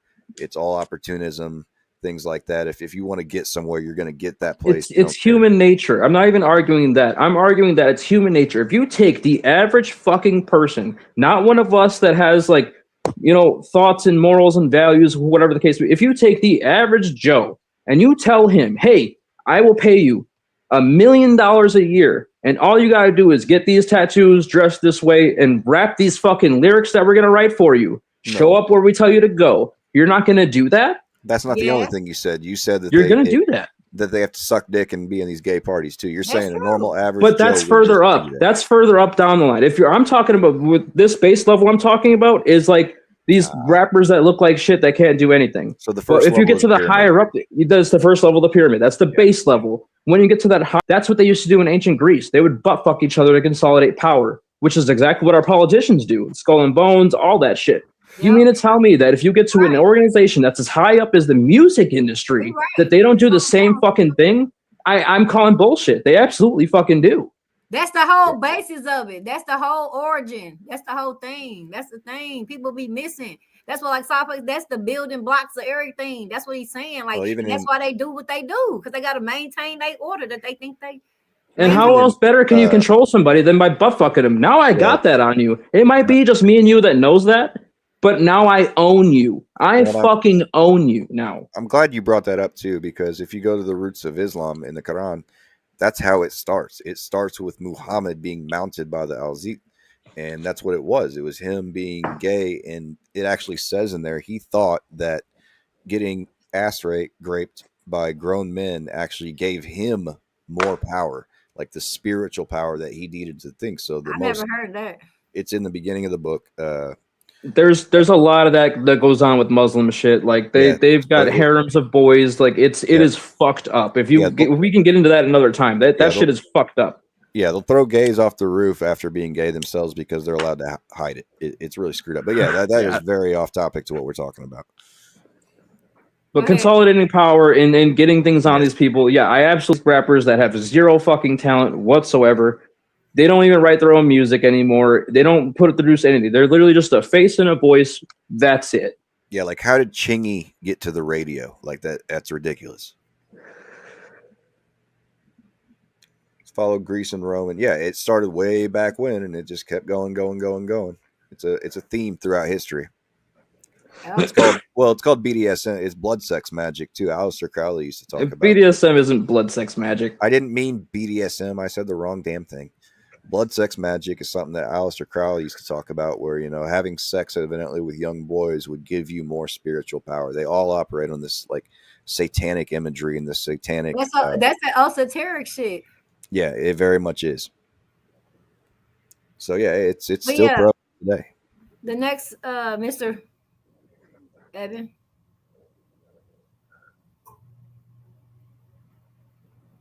Is he on mute? Are you on mute? Yeah, he's definitely on mute. Oh, he's can't not hear mute. you. Yeah, he'll be back. It's happened throughout history. That's why I brought the Muslims up, because it's actually in the Quran and in some of the hadiths that's how he operated. That's how he got to power. That's crazy. And it's wild shit. The nigga just should have said he was gay and just said. Can you hear me now? There you go. Go ahead, next one. What I was going to say is, what it boils down to is this: if you need a hit, who you gonna get? Bet against us? It's not a smart bet. You make hits that'll rearrange your whole set. Yeah, but it's proven you don't need that to actually be successful in the music industry and enjoy your life. Like that's what Strange Music was all about. Hobson did it. What's up? I got a Benz that I ain't even drove yet, P. Yeah, Tech Nine had a Benz in his fucking he had a Benz in his garage when he didn't even have a license. He didn't even have a license yet. He went out and bought it. When this song came out, nobody cared. What's your point? These are Diddy lyrics. These are Diddy lyrics. But did he write those? Because you seen him in that motherfucking documentary. JD probably wrote that shit. No, hold on, wait, hold on. I don't write rhymes, Ski. I write checks. Hold on, wait. No, because don't remember him like it was him. Because when you saw him in that studio with Lil Roddy, nigga said, "Call me, pick up the phone." that nigga Lil Rod said it took them 8 months for him to record 8 bars. Hey, that was the funniest shit. And did you hear that shit him, was hilarious, my nigga. He said, answer the phone. That's like Eazy-E's first bars. Hey, but did you see Diddy though? He was on that motherfucker. He said, answer the phone. That nigga looked. Hey. This is another thing I want y'all to do when y'all get some time. There's a song with Diddy and Keisha Cole called Last Night. I like that song. The song is a great song, right? But at the very end of the song, the song is over. Diddy's he's on the phone calling. And you gotta listen to what he said at the end of that phone call, nigga. There's a few songs where Diddy is literally telling on himself on the songs. That's just a rapping tradition. He shows his sick personality literally in the music. I'm glad you brought that up. So have any of you ever seen the movie Get Him to the Greek? Yeah. Yes, I love that movie. That is him 1000%. That is all him for real. The drugs, just taking advantage of people. I love this game. That is 1000% how it works. Yeah, he didn't have to act in that movie. Zero acting. Man. He did not need to act in that movie. I love that fucking movie. It's great, but I watch it differently, and now after this, I'm like, yeah, that's probably exactly how the fuck he is in real life. Yeah. Yeah, when the first time I saw it, that's how I felt. I was like, oh yeah, he didn't have to act to do this. He's no this movie. No, he probably hugs furry walls in real life. Take a hit of this, Jeffrey. Cool. Shit. What'd you say, Skizzy? I was about to ask a question, but I'll let you go ahead. No, we just talking about the movie. We making movie references. I know. I know what you was going with next for your next. Hey, I done came too far just to be bourgeois. To you, it's a Bentley. To me, it's a blue car. Weak. JD wrote Weak. that anyways. Mid. I mean, you know what? I'm not gonna sit here and say Diddy don't deserve his props for what he's made his foundation for hip hop. I'm not gonna take that away from him because I grew up in that era. You know what I mean? So I grew up. I was a diehard. You know what I mean? I love him. I ain't gonna lie. That was my thing. You know what I'm saying? So I'm not gonna sit there and say that. But documentary, it puts a different taste in your mouth about everything that he was a part of, where his name was at, what was going on, because it's like, look at your sinister ass behavior, bro. Like, you could have really had some part with taking Pac out of here and Big Nigga and all that shit, bro. Come on, Diddy. Like, is your ego and your inside that fucked up that you gotta, you know, do all that to, you know, like, still be successful and be hot? Like, come on, man, you need to go to the doctor. The Biggie Smalls estate did come out and say that it was false that Diddy took the money to pay for the funeral from Biggie. They did say that was not true from the documentary. Okay, but I'm not even talking about that. I'm just saying. Yeah, I know. Just the fact that, nigga, instead of you letting Big be on the Rolling Stone, bitch, you put your dusty ass on there. Well, that goes back to what he did. He put himself in every single video. That was himself dirty in as every shit. single Like, damn, song. nigga, you got plenty of times to get the Rolling Stone. Let your guy have it. He just that wasn't Puffy's thing. Puffy wanted to put himself in every single thing, every music. I mean, video, he even wanted to make sure he even made Biggie's death about himself with "I'll Be Missing You." Yeah. Did you know that the guy that wrote "I'll Be Missing You"? I don't know if y'all know who. What's his name? You mean Every Breath I Take, the Police? Yeah, he fucking sued him. No. I'm talking about the rap part of it, not the song, but the rap version of it. It was written by what's my man's name? He used to rap with Jay-Z back in the day. He was nice too. I forget his name, but he wrote the song for his mother. It was a song that the lyrics was for his mother that passed away, and so he sold it to Puff, but he never really got paid his money like that. There's a story behind it. What y'all think about that? So what y'all think about Puff? Yeah, everything denotes zero Puff talent being an evil piece of shit that just wants about money. that? You know what I really think about that, Ski? You know what I really think about that? And again, Puffy is not good, but to me, it just sounds like the record business. I was thinking about this, like how many. There are some labels that you don't hear this from, or some big producers, but everybody says, "Oh, the Birdman don't pay. Birdman did me wrong." Why can't you do right, though? Tupac died with $25,000. I mean, but why can't you do right? Even though that's the trend, why can't you be the setter and make it better, though, my nigga? That's what I'm saying. Because the Jews that are accounting your label aren't letting you. We can't hang this is why you person when everybody's doing it. We can't act like everybody's doing it. For whatever reason, like I was thinking about it, I was like, they said Andre Harrell used to do it. They said Andre Harrell. I can't think of a producer that somebody said they robbed him. Andre Harrell used to give shady deals. That's where Diddy picked that weak ass shit up, fucking with Clive Davis with his shady ass. That's where he got some more. That's what I'm saying. It's the record business. But I'm saying, but you just listen. Just because I might work with shady lawyers don't mean I'm gonna be a shady lawyer, my nigga. It's a different game. It's a whole different game. You can't put that in there. Remember this, like Sly Fox was saying. Rihanna was how old she was from Barbados. They always find young people that don't know no money, young people from the ghetto that don't know no better, and that they will take whatever money we give them that sounds like a lot of money to them. They said New Edition got goddamn mopeds on their first deal. The greatest boy band of all time got mopeds. Well, mind you, they have to pay all that money back. These are 360s. No, it's not even about paying money back. They just got put in bad deals because they don't know, because they're so desperate to sign and they don't know what they're signing. Which is funny to me because once Ludacris did his last album, what was it called? Relapse Therapy, something like that. He has a whole Release Therapy. He's got a song in there where he talks about, taking the money, $5,000, whatever. You start your own label, sign yourself to yourself. Now you're cashing your own checks, all this shit. He literally breaks down how to do it without having to need a label, without having to need any of the shit going on. But he wasn't though. But they were still. The dude was complaining, stating that what Diddy would do is he'll sign you, right? You come to his studio and record. So that means he's getting paid. He's getting paid while you're recording your album. Then he puts himself in your video, or he puts himself in he enters himself in your video or your song. He's getting paid. So by the time the checks come out, you already in debt $400,000 or $500,000. But that's the opposite of what I'm saying. What Ludacris was talking about was you, the rapper, you personally, starting your label $5,000, which is all it takes, and signing yourself to yourself contractually. So as you grow as a business person, it all comes directly back to you. Lawyers, not the umbrella company. Focus was signed to Def Jam South when he first came out. Yeah, I mean, yeah, he was getting labeled checks for. He said it himself. I'm the only motherfucker getting checks from 4 different labels because he also signed himself to himself.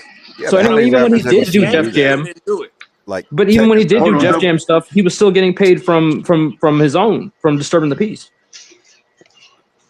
I got a name for y'all. What's up? Y'all remember Loon? Yeah. Of course, he was Mace after Mace. What did Loon say about Diddy? I don't know, but that nigga turned Muslim. That nigga said he ain't never robbed me. He said I got all my money from Bad Boy. He said I had my publishing. None of them niggas had their publishing.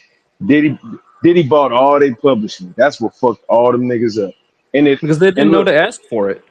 They didn't know. But hey, who fault is it?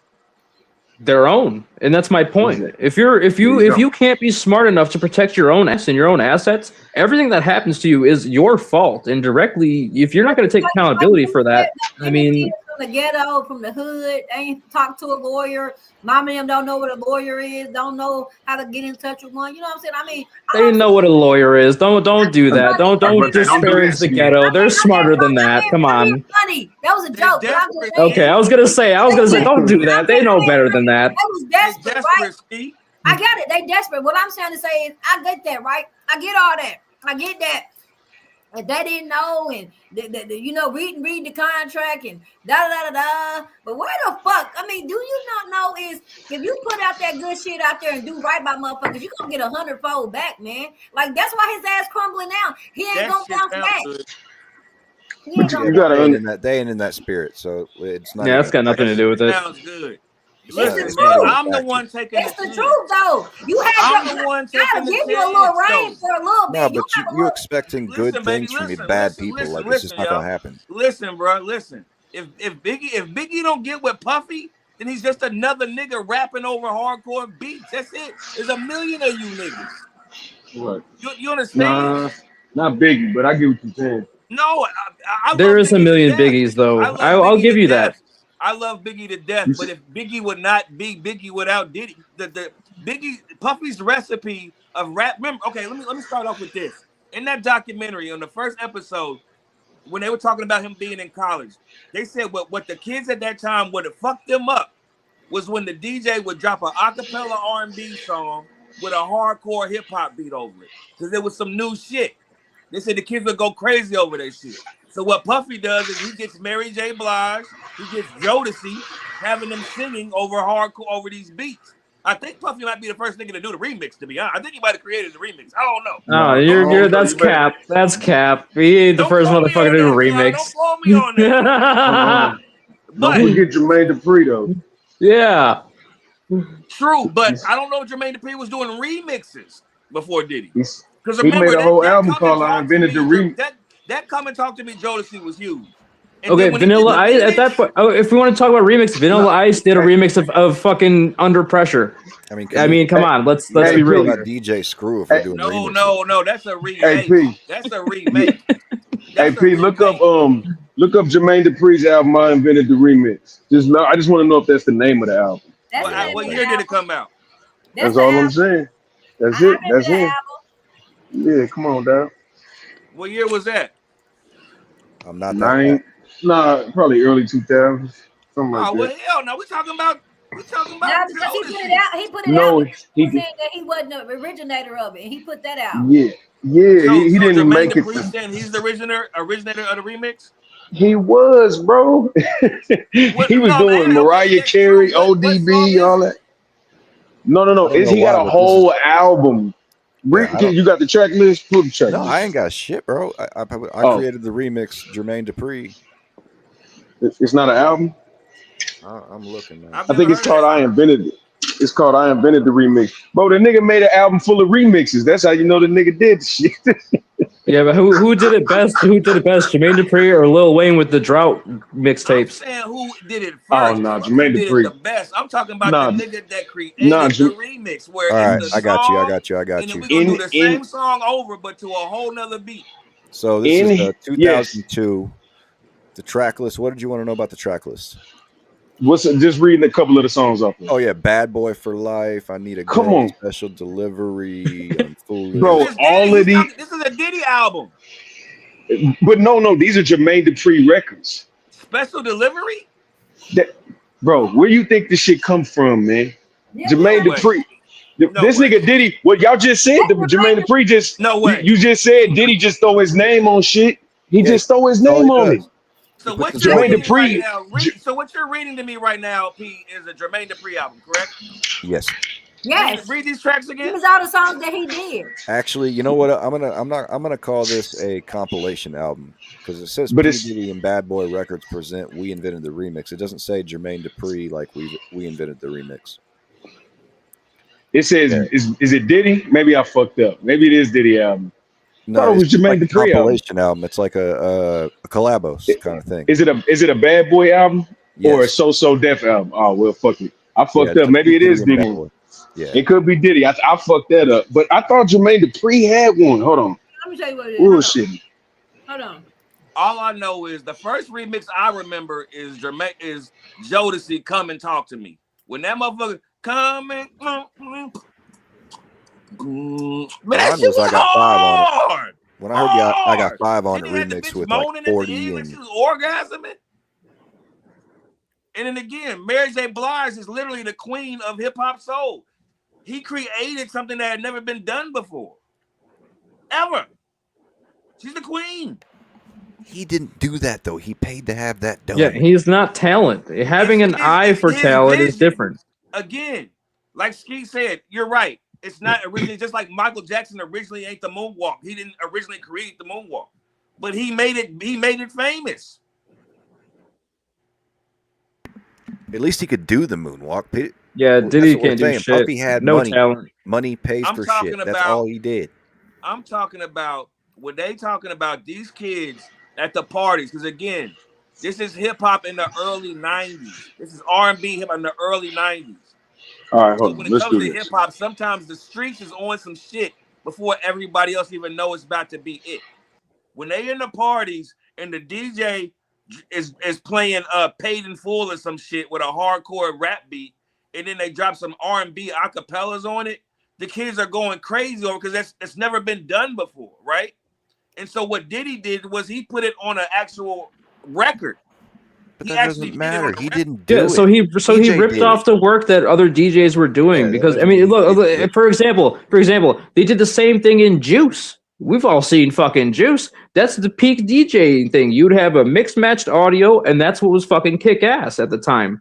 All Diddy did was put it on an album, and that's what you're saying. It's all he did was put it on a fucking album. That's not talent. He brought it to the mainstream, so he's the first to do it. It just takes money.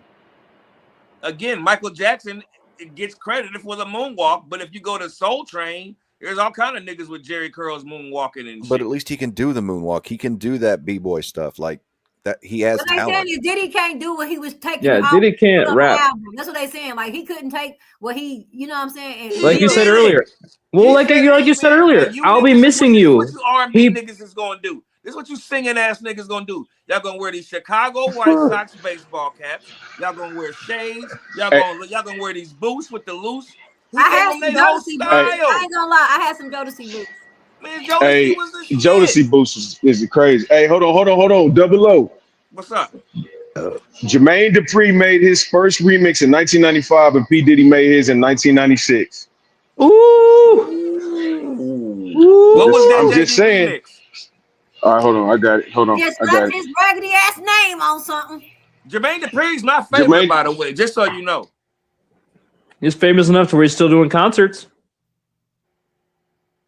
JD's that nigga. For real. Yeah, I fuck with JD. It was a TLC song called "Kick Your Game." I know that song. Me too. Yep. I've been watching you, watching me, and I know you want it. Yeah, that shit. Oh yeah, that shit was yeah. I was really thinking it was gonna be one of them So Def bass all-star mix. Them one, he used to throw out them So Def mix. Yeah. At night, I think of you. That shit. I want wanna be yeah, that shit. Yes, sir. Hey, remember a few years ago, Jermaine Dupri and Diddy was talking about doing the verses. Jermaine was like, nigga, I'll wipe the floor with you, nigga. You know, he will. Jermaine was He talking will. cash shit. Yeah, but see, this is the thing. Diddy would go buy some records real quick before he go to the battle and be like, "Yep, I did that, motherfucker." He said, Jermaine Dupri said, "You lock any of us up in the room, nigga, with just some shit. I'm the one who come out with a beat, a song written, and a hit. I'm the only one." No. Don't lock him in the room with Diddy, nigga. That's dangerous. Yeah, that's where we started this whole thing.